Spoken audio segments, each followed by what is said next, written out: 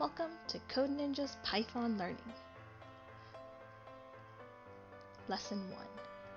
Getting started with Python. Before we get started, here are a couple of fun facts about Python. Like, where did the name Python come from?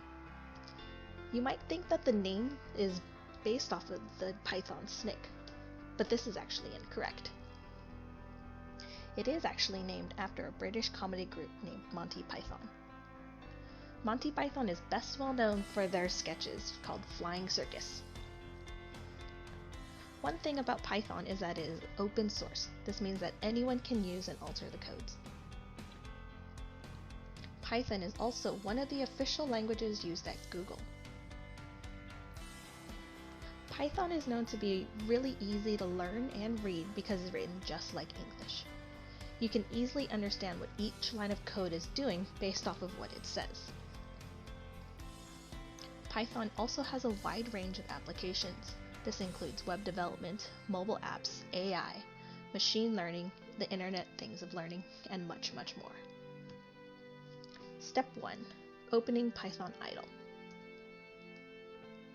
First off, you'll want to find the Python files that you recently downloaded. When you search for Python, you will find several different items for Python, but specifically you'll want to find the one called idle Python. Go ahead and find that and open it up. Step 2. About Python idle.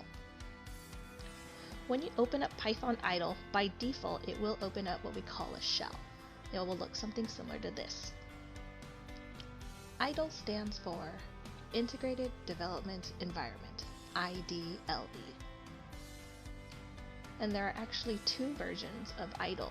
The first one is called the shell, and that's what automatically opens when you first open up Python idle. It will also be indicated at the top of the window where it says Python shell. And in the shell, this is where all of your code will run. So another great indicator that you are in the shell is that there will be three symbols at the very top, located right here. The other version of idle is what we call edit. This is where you can write multiple lines of code before actually running your program. Step 3. Your first Python code. So with your Python shell open, go ahead and type the following code.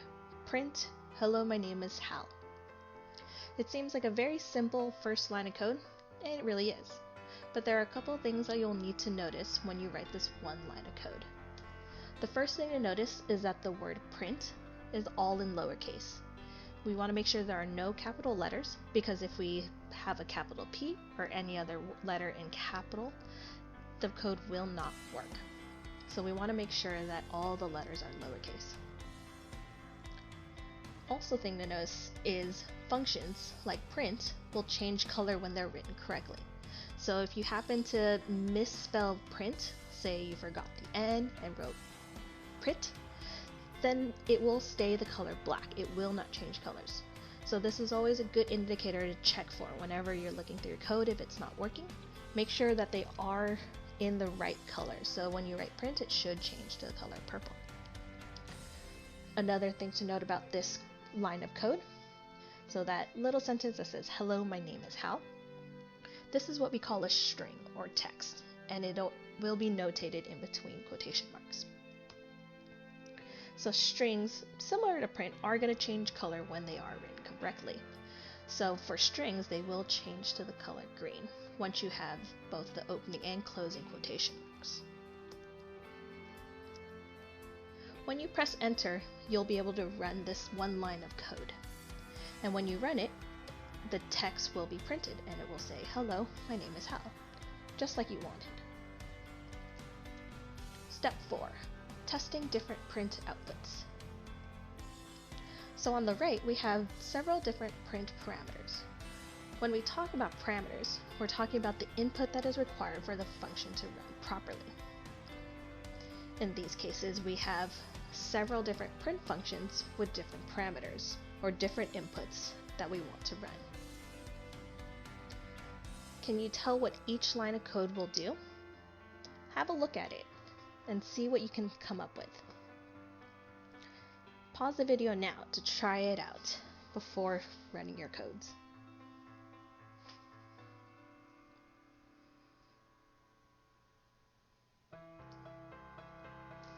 Do you think you have the correct guesses?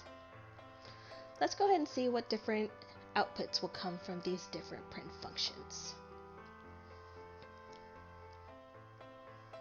So with these different print functions, we have several different outputs, whether we have the sentence "Hello Ninja" in between quotation marks, or if we have each separate word in their own quotation marks, or even if we divide them with a plus symbol or a comma. Each of them will give you different outputs. Also have a look at the different number inputs or parameters, whether we have print 7, print 7.0, or even print 7 plus 3. You'll notice that you'll get several different outputs. The one thing to really notice is the last two print statements. So the first print says print no spaces. So there's no spaces between the quotation marks or between the parentheses. We just wrote print no spaces, and we printed out the statement no spaces. But if you look at print with spaces, with a comma, and there's several spaces in between the quotation marks, in between the parentheses, you'll notice that the output is still just with spaces. So this shows us that no matter how many different spaces we put in between our text, between our different inputs, it will still print out what you want it to do without any error. Step 5. Creating your own function. While still in your shell, go ahead and write the following lines of code. Def greet ninja, print hello ninja, print how are you. So there are a couple things to notice here. One of the first things you'll probably notice is there's a new word in a different color. This one is def, or define. So this allows us to create our own functions, which we are naming greet in this example. And we can do whatever we want it to do by defining a new function. In this case, we want our greet function to print out two different statements, whether it's hello ninja or how are you.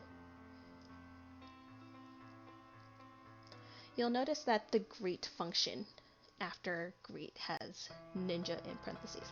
This means that the function greet requires a ninja input. Similar to it with the print functions requiring a couple of sentences in it for it to print. Once you have these 3 lines of code written, go ahead and press enter twice to finalize the function. Then type the code on the right to run the code. So we have greet sensei. Before you run it, do you think you can predict what your output will be? Take a moment to see if you can figure it out. Once you are ready, go ahead and run the program and see what you get. So in this case, we got hello sensei, how are you? Take a moment to look at this function and see why it did what it did. Can you figure it out? Step 6. Saving and opening your project. To save, we're going to go to File, which is on the top left-hand corner of your window, and we're going to select Save As. Make sure you save it in a location that you know of, where you can find it really easily, and you always want to make sure you name it something that you will remember. Since this is our first Python code, I suggest naming it Python Lesson 1. That way we can easily find it for the future if we ever wanted to edit it again. To open. So Python is going to be a little bit different. We can't just double click the file in order to open it. We do need to do something a little bit different in order to gain access to the code that we've written. So in this case, to open up any Python file that you create, you'll want to make sure you right click on your file, and then we're going to select Edit with Idle. This will allow us to go back to the shell or to the edit and mess around with the code that we've created. Thank you for joining us for Code Ninjas Python Learning. Stay tuned for more Python learning lessons.